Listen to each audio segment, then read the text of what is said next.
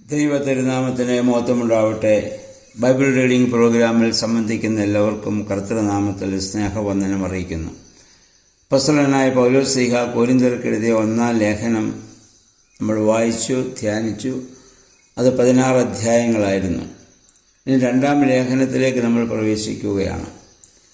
നമുക്ക് കൊരിന്ത്യ സഭയെ സംബന്ധിച്ചിടത്തോളം ക്രൈസ്തവ വിശ്വാസം സ്വീകരിച്ചിരുന്നെങ്കിലും അതിന് മുൻപുണ്ടായിരുന്ന അധാർമികമായ ചില സ്വഭാവങ്ങളും ജീവിത രീതികളൊക്കെ അവരിലുണ്ടായിരുന്നു. അപ്പം അവരെ അതിൽ നിന്ന് വ്യതിചലിപ്പിക്കുവാനും അവരെ തിരുത്തുവാനും അവരുടെ ചില സംശയങ്ങൾക്കുള്ള മറുപടിയൊക്കെ ആയിട്ടാണ് 1-ാം ലേഖനം അദ്ദേഹം എഴുതിയത്. 2-ാം ലേഖനത്തിൻ്റെ ഉദ്ദേശം അതുതന്നെയാണ്. അപ്പോൾ അദ്ദേഹം 2-ാം ലേഖനത്തിലെ 1-ാം അധ്യായത്തിൽ കൊരിന്ത്യയിലും അഖായയിലുമുള്ള വിശുദ്ധന്മാർക്ക് വന്ദനം പറഞ്ഞുകൊണ്ട് സമാധാനം ആശംസിച്ചുകൊണ്ട് ഈ ലേഖനം എഴുതാൻ ആരംഭിക്കുന്നു. അദ്ദേഹം പറയുന്നു, 3-4 വാക്യങ്ങൾ നമ്മൾ വായിക്കുന്നത്, ഞങ്ങൾ ക്ലേശം സഹിക്കുന്നുണ്ട്, പക്ഷേ നിങ്ങൾക്ക് സമാധാനം തരുവാൻ വേണ്ടി ദൈവം ഞങ്ങളെ ആശ്വസിപ്പിക്കുകയാണ്. ഒരു സുവിശേഷ പ്രവർത്തനത്തിൽ ഏർപ്പെടുന്നവർ ചിന്തിക്കേണ്ട കാര്യം ഇതാണ്: ദൈവം തരുന്നതൊക്കെ മറ്റുള്ളവരുമായി പങ്കുവയ്ക്കുവാനാണ്.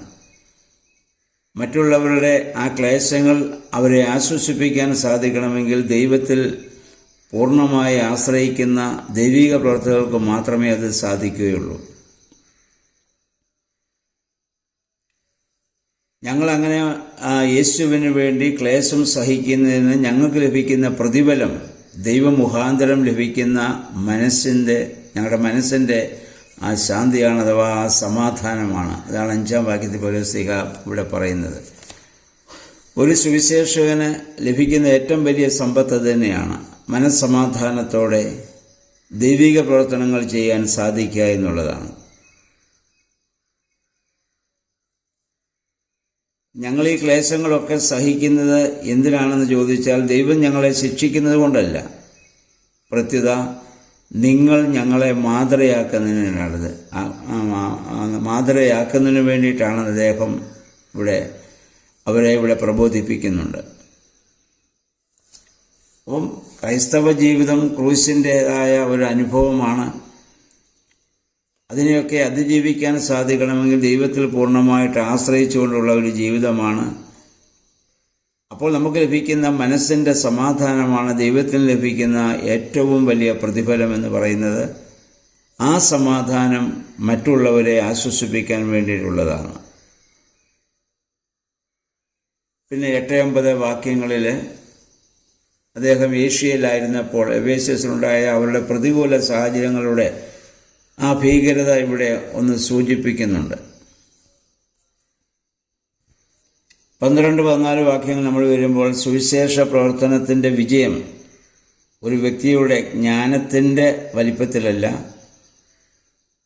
അത് ദൈവകൃപയിലും വിശുദ്ധിയിലും ആത്മാർത്ഥതയിലുമാണ് ആശ്രയിച്ചിരിക്കുന്നത്. ഇതിനു മുമ്പ് പൗലോസ് ശ്ലീഹ പറഞ്ഞതുപോലെ, ഞാൻ ആയിരിക്കുന്നത് ദൈവത്തിൻ്റെ കൃപയാലാണ്.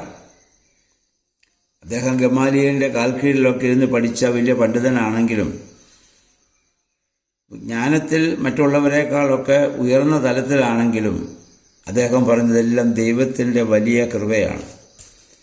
ഈ ഒരു ബോധ്യം നമുക്കുണ്ടാകണം. നമുക്ക് കാര്യങ്ങൾ ഗ്രഹിക്കാൻ സാധിക്കണമെങ്കിൽ ദൈവം അതിനുള്ള കഴിവ് നമുക്ക് നൽകണമല്ലോ, എങ്കിൽ മാത്രമേ നമുക്കത് സാധിക്കുകയുള്ളൂ. അപ്പം അത് അങ്ങനെയുള്ളതായ ചില ഉപദേശങ്ങളാണ് ഈ 1-ാം അധ്യായത്തിൽ കൂടുതലായിട്ട് അദ്ദേഹം ഈ 1-ാം അധ്യായത്തിൽ കൂടുതലായി പൗലോസ് ശ്ലീഹ ഇവിടെ എഴുതാൻ വേണ്ടി ആഗ്രഹിക്കുന്നത്. 15-17 വാക്യങ്ങൾ വരുമ്പോൾ അദ്ദേഹത്തിൻ്റെ യാത്രാപ്പ് നേരത്തെ അദ്ദേഹം ആഗ്രഹിച്ച രീതിയിലുള്ളതായ യാത്രകൾ അതിൽ വ്യത്യാസം വരുത്തുന്നതായി നമ്മൾ വായിക്കുന്നു. 18-24 വാക്യങ്ങൾ വരുമ്പോൾ അദ്ദേഹം ദൈവത്തെക്കുറിച്ച് പറയുന്നു, യേശുക്രിസ്തു, ഞാൻ നിങ്ങളോട് പ്രസംഗിച്ചവനായ ക്രിസ്തു സത്യവാനും ഒരേ സമയത്ത് അതേ എന്നും അല്ല എന്നും പറയുന്നവനല്ല, അവനങ്ങനെ മാറ്റി പറയുന്നവനല്ല, അവൻ പൂർണ്ണമായും സത്യവാനാണ്. അതുപോലെ ദൈവം നമുക്ക് കാണിച്ചു തന്ന, യേശുക്രിസ്തു കാണിച്ചു തന്നതായ ദൈവികമായ വാഗ്ദാനങ്ങളും അത് സമയത്തിനൊത്ത് നമുക്ക് മാറ്റാവുന്നവയല്ല. അതുകൊണ്ട് ദൈവ വാഗ്ദാനത്തിൽ അടിയുറച്ചുകൊണ്ട് ആ വാഗ്ദാനങ്ങൾ പ്രഘോഷിക്കുവാനാണ് ദൈവം ഞങ്ങളെ നിയോഗിച്ചിരിക്കുന്നത്. അതിന് ഞങ്ങൾക്ക് പ്രതികൂലതകൾ വന്നേക്കാം, എതിർപ്പുകൾ വന്നേക്കാം. ഇപ്പോഴത്തെ സാഹചര്യത്തിൽ ഒരുപക്ഷെ അത് സുഖകരമായി തോന്നണമെന്നില്ല. എന്നാൽ ഭാവിയിൽ അത് നിങ്ങൾക്ക് അനുഗ്രഹകരമായി മാറും. അങ്ങനെ ആ സർവശക്തനായ ദൈവമാണ് ഞങ്ങളെ അഭിഷേകം ചെയ്തിരിക്കുന്നത്. അതുകൊണ്ട് 24 വാക്യം വരുമ്പോൾ അദ്ദേഹം പറയുന്നു, നിങ്ങൾ വിശ്വാസത്തിൽ ഉറച്ചു നിൽക്കുവാൻ നിങ്ങളെ സഹായിക്കുന്നവരാണ് ഞങ്ങൾ. അല്ലാതെ ഞങ്ങളുടെ ചിന്തകളും ഞങ്ങളുടെ ആഗ്രഹങ്ങളും നിങ്ങളുടെ മേൽ അടിച്ചേൽപ്പിക്കാൻ ഞങ്ങൾ വന്നവരല്ല. യജമാന സ്ഥാനത്തല്ല ഞങ്ങൾ നിൽക്കുന്നത്, ദാസസ്ഥാനത്ത് നിന്നുകൊണ്ട് ദൈവത്തിനു വേണ്ടി ഞങ്ങൾ പ്രവർത്തിക്കുകയാണ്. കാരണം പൗലോസ്ലീഹ പല കാര്യങ്ങളും അവരെ അടിച്ചേൽപ്പിക്കുന്നുവെന്ന് അവരിൽ നിന്ന് ആരോപണങ്ങൾ തീർച്ചയായും അക്കാലത്ത് ഉണ്ടായിട്ടുണ്ടാവണം. അതുകൊണ്ടാണ് ഇങ്ങനെയുള്ള കാര്യങ്ങൾ അദ്ദേഹം ആമുഖമായി അവരോട് പറയാൻ ആഗ്രഹിക്കുന്നത്. അതുകൊണ്ട് ദൈവികമായ പ്രവർത്തനം എന്ന് പറയുന്നത് അത് ക്ലേശപൂർണമാണ്. ആ ക്ലേശപൂർണമായ ജീവിതത്തിൽ ദൈവം തരുന്ന ആശ്വാസം അത് മറ്റുള്ളവരുമായി പങ്കുവയ്ക്കുവാനുള്ളതാണ്. ഇങ്ങനെ ചില കാര്യങ്ങളാണ് ഈ 1-ാം അധ്യായത്തിൽ അദ്ദേഹം കൊരിന്ത്യ സഭയോട് പറയുന്നത്. നമുക്കും ദൈവികമായ പ്രവർത്തനങ്ങൾ ചെയ്യുമ്പോൾ പ്രതിസന്ധികൾ വന്നേക്കാം, ദുഃഖങ്ങളും നിരാശകളൊക്കെ നമ്മുടെ ജീവിതത്തിൽ സംഭവിച്ചേക്കാം. എങ്കിലും ദൈവത്തിൽ പൂർണ്ണമായി ആശ്രയിച്ചുകൊണ്ട് മുന്നോട്ട് പോകുവാൻ നമുക്ക് സാധിക്കുന്നത് നമ്മുടെ പ്രാർത്ഥനയും ദൈവത്തിലുള്ളതായ നമ്മുടെ സമർപ്പണവുമാണ്. അതുകൊണ്ട് നമ്മുടെ ഈ വേദപുസ്തക വായനയിൽ നിന്ന് പിന്മാറാതെ ഏത് പ്രതിസന്ധി ഘട്ടങ്ങളിലെയും അതിജീവിപ്പാൻ തക്കവണ്ണം ദൈവവചനം ശക്തീകരിക്കുമെന്നുള്ള പൂർണ്ണമായ വിശ്വാസത്തോടെ ഈ വചനം ദൈവത്തിൻ്റെ പൂർണ്ണമായ സാന്നിധ്യമാണെന്നുള്ള ബോധ്യത്തോടെ വായിക്കുവാനും ധ്യാനിക്കുവാനും നമുക്കിടയായിട്ട് തീരണം.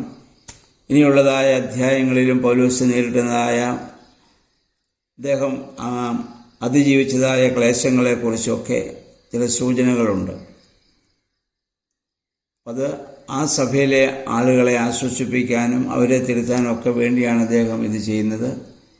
നമുക്കും ഓരോ ദിവസവും ക്രൂശിൻ്റെ അനുഭവങ്ങളെ നേരിടേണ്ടി വരുമ്പോഴും പ്രത്യാശയോടെ അതിനെ അതിജീവിപ്പാനും മറ്റുള്ളവരെ അവരുടെ തെറ്റുകളിൽ നിന്ന് അവരെ തിരുത്തുവാനും നമുക്കിടയാകണം.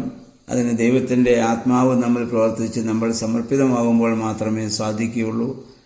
അങ്ങനെയുള്ള ഒരു ജീവിതത്തിന് ദൈവമേ ഞങ്ങളെ ശക്തീകരിക്കണമേ, പരിശുദ്ധാത്മാവെ ഞങ്ങളെ ബലപ്പെടുത്തണമേ എന്ന് നമുക്ക് പ്രാർത്ഥിക്കാം. എല്ലാവർക്കും നല്ല ഒരു ശുഭദിനം ആശംസിക്കുന്നു. ദൈവനാമം മാത്രം മഹത്വപ്പെടുവാൻ ഇടയാവട്ടെ.